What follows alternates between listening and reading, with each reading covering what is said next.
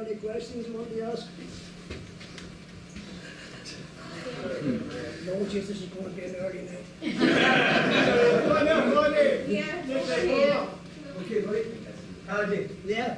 how do you remain sane yet? How do you remain sane? Yeah. By carrying on the fight. I'm thinking of the people that are still in jail. You know, I don't forget when you're lying in there and you're hoping and praying and wishing somebody could get up off their arse and help you. And believe me, there's a lot of people in there that are very, very vulnerable.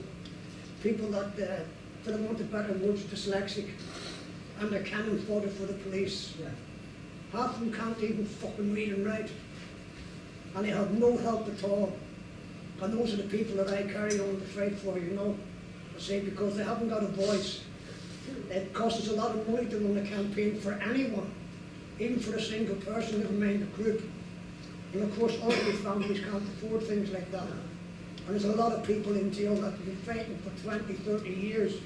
Christie's just one, Warren Sweeney and others that have been screaming for 25, 30 years and still won't bow down to the authorities. They set up the Criminal Cases Review Commission down in England, and believe me, it's not worth fucking pissing on. It's a complete shambles. I don't blame the people that are in there, I blame the government.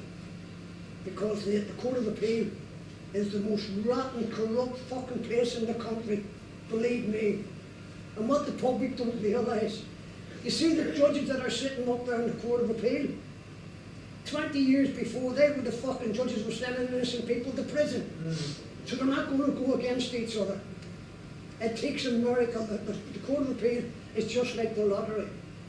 In fact, I think you've got a better chance of winning the lottery than you haven't written a case with return at the Court of Appeal. That's how rotten it is. Last year, there was 1,359 people sent back that referred to the CCRC. Of that, there was only 20 odd cases that was referred. 23 of them were in respect of asylum seekers. Now, I don't know what the fuck asylum seekers have got to do with the Criminal Cases Review Commission. If I've got an argument, their argument with the Home Office Immigration Department, not with the Criminal Cases Review Commission. And there was 5 other cases that were about dangerous dogs. This is what they're doing today, instead of what the function were set up for. I was involved in setting up the CCRC when I first got out. I was interviewed by people at the Home Office, how to set it up. I must confess, they'd done a good job for the first 18 months. They were sending lots of cases back, and lots of cases were getting out. Then all of a sudden, bang, the shutters came down, the Court of Appeal closed the door, and that was it. Now, sometimes we only get 5 or 6 cases that will go to the Court of Appeal.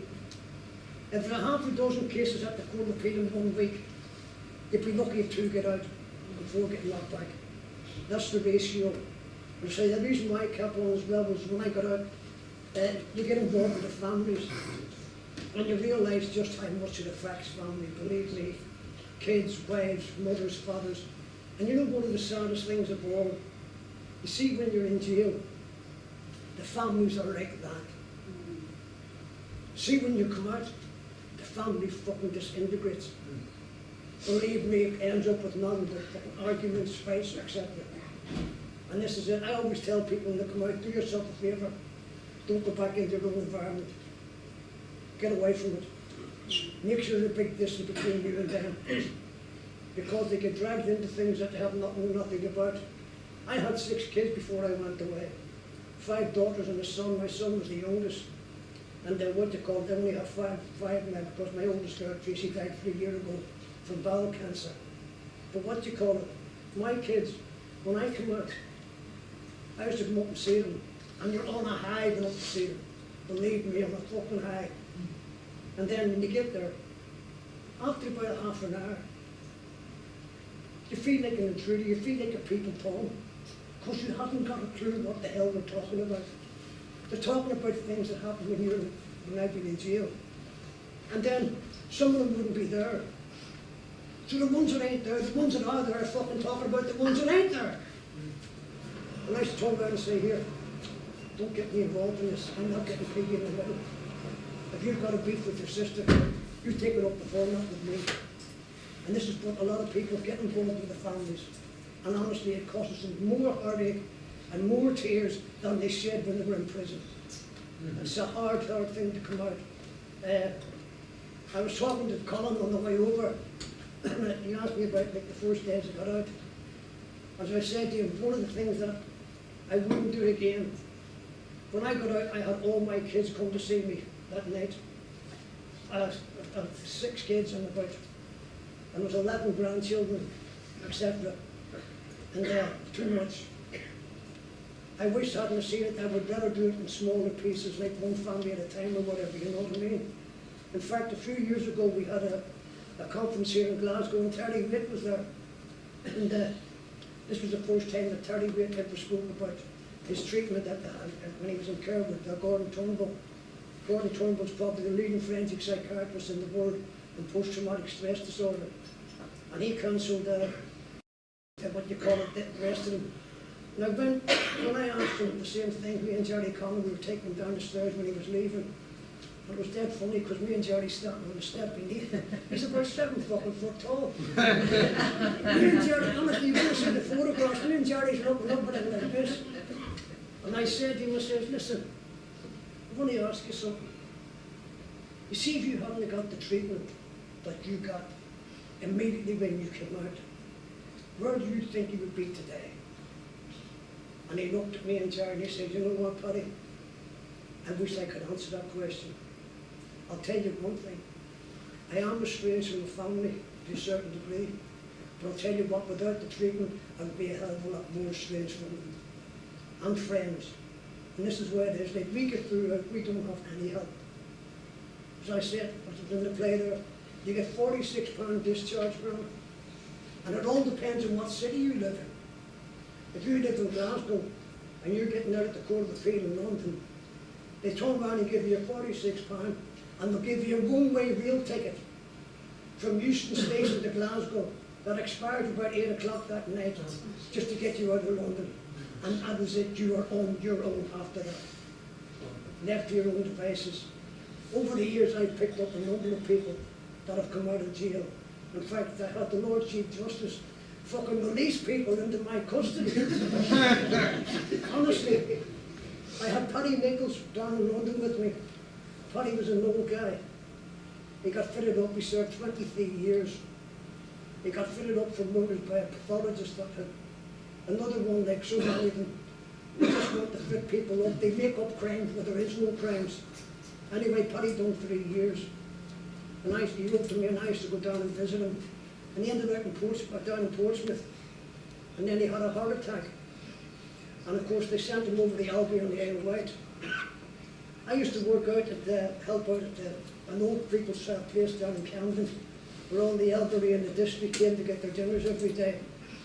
And I'm there one Friday morning, and about 10:30 the phone goes. And there's somebody from the Court of Appeal. I thought it was somebody taking a piss. So I'm going, yeah, what the fuck do you want me for? He said, listen, I've just got to make a security check on you. The Lord Chief Justice is going to release Paddy Nichols into your custody. And I said to him, well, listen, you don't know anything about me. When you put my name in, just put in Birmingham 6. And he went, oh, fuck no. You're not? I said, yeah. He says, hang on, I'll get back to you in fair play. He came back 10 minutes later. And he said to me, the Lord Chief Justice wants you to go into the Albany prison on the Isle of Wight and pick up Paddy Nichols. And the only restriction is that he resides with you until the day of his appeal, which is to be heard sometime later. All you've got to do is produce him at the Court of Appeal that morning at 9:30. He said, yeah, and he was scored. I went to the Isle of Wight and picked him up. As I say, he had a stroke not long before that. And this is how cruel and inhumane some of the prison officers really are. They're fucking filth. As Paddy Nichols is coming out, he's on the walking stick. And you've got one of them wee sponge balls they give stroke victims. And the screw man out in Glasgow took the ball off and said, that's prison property. Oh. That's how rotten some of them are, you know. Not all like that, there's one of the prison officers. But there's a lot of evil, sadistic bastards that just live up other people's misery. Paddy Nichols was with me for nearly a year. in North London, in Oswell Hill. I picked up Johnny Camara. Me and Johnny went and we picked up two Darvell brothers that were living on the streets in Wales. Sadly, shortly after, both of them died from hypothermia and what have you, because they were living rough. But this is the same thing. I've been campaigning for a trauma centre. We need specialist help, but unfortunately there is no help for us. I went and seen Peter Randall in 2010 over in Urban. He's the head psychiatrist of the west of Scotland. And he knew all about me, funny enough, and about Bungo. And I spent 2.5 hours with him. And after 2.5 hours, he told me, and he looked at me, he says, Paddy, I'd love to help you, but I'm going to be honest, I don't know what the hell to do with you. I haven't got anyone in my health service that has got the experience and the knowledge to treat someone so badly traumatized as you. We've been traumatized higher than most soldiers, and that says from its own. Anyway, I waited 8 months, and I was sent over then to Edinburgh, and I went and seen Professor Chris Fields.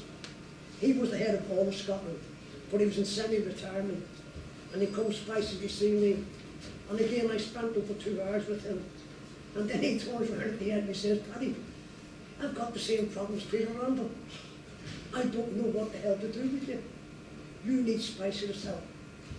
So I waited for him to the following year, to 2011, and I must admit, this is the help they offered me. They offered me a month as an inpatient at the Caprio Nightingale in London, what you call it, with Gordon Turnbull. Jerry Conlon was in there, and if Jerry Conlon's leg to them was sitting here and he asked him to do it again, he would tell you no. Jerry, after he came out, said he wished he'd never been through. But I thought I'd give it a chance. So anyway, I went down to London every fortnight from the beginning of March until the end of June. And I spent 3 days with 3 or 4 people in there that were supposed to be going to counsel me. They never asked me one question in those 3 months about what happened to me. Not one question. And what you call it, they just asked me about my lifestyle and what have you. And I told them I don't sleep. I get up all hours of the night. I cat nap for a few hours, then I go out save the dogs. I don't sleep. And what you call it. And he turned around and he said to me, we're going to take you in on Monday the 7th of July. And I said, dead on. So I went down. I obviously had my solicitors, Gareth Pearce in Camden. So I went down on the Sunday. I went in on the Monday morning, and I'm there. And sort of first 3 hours of acclimatization, you know. And of course everybody else there has got classes or whatever they're seeing to. So at dinner time, I'm there and I'm talking to some of these people. And everyone's a fucking junkie. They're all in for heroin, cocaine, crack, you name it. I'm thinking to myself, what the hell am I doing here? Anyway, I spoke to a couple of people on the Monday afternoon, and then on the Tuesday morning they asked me to go to an anger management group meeting.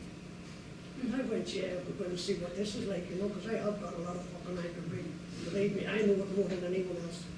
So anyway, I goes in, and the counsellor's sitting up like where I am here, and people are like a wee sort of semicircle. There's about 15 or 16 of us. And everybody gives the first name. Anyway, this guy over here, Dave, he starts off, and he's asked why is he addicted to. So he's drinking 2 bottles of Jack Daniels a day. He's on fucking heroin, cocaine, you name it. And of course he's traumatized. What fair play to him, he's traumatized. So I turned around and I said to him, here, what made you go to the drink and the drugs? Like, what happened? What was the cause? And this is what he tells me, and everybody else. He met a girl.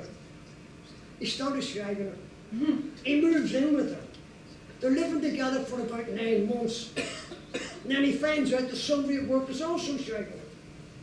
So he turns around and he goes drinking and taking drugs. And he ends up, he lost all his money. He had a high-powered job, he lost everything. And of course, by this time, I'm on the floor on my knees, I'm pissing myself fucking laughing.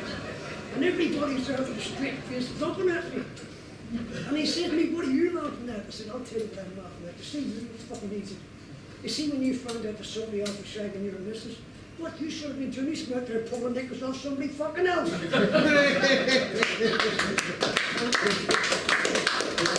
Thanks, Paddy.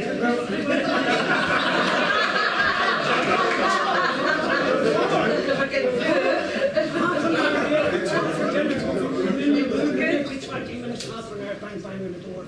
And it's one of the staff that are going, yeah, what do you want? Oh, well, what he's going to see what you're doing, who you're with. Well, get the fuck. If a screw don't happen to you, that'll slice them. And I mean that in all honesty. Anyway, after about 5 or 6 of this time I've got really paranoid now with the jail mode. Now I'm down in the kitchen looking for the blade. And then I went up to the manager's office and he's in there with 2 guys. He's the manager of the Paddy Hill the Hospital. And I kicked the door open. And he seen me standing there at the bed and he's gone white. And he's gone, what happened? I said, I'll tell you what's happening. See you next time one of them fucking screws come to my door and want to know what I'm doing. Well, I'll tell you what I'm going to be doing. I'm going to be dragging him, and you see that, I'll be ripping the fucking faces off them. And I just burst into tears. And I told him, you better get me out of here, because if you don't, I'm either going to kill somebody, or I'm going to hurt somebody fucking bad. And they sent for Gordon, turned up, and he came in and he seen me just after 5 o'clock, and he says, you know what, I should never ever have brought you here. This isn't for you. We'll try and work something else out, and make it back to you and get your proper treatment. I haven't heard a word from that day to fucking this. But that's the way they treat us, you know. Anyway, ladies and gentlemen, you've been a wonderful audience. Thanks a million.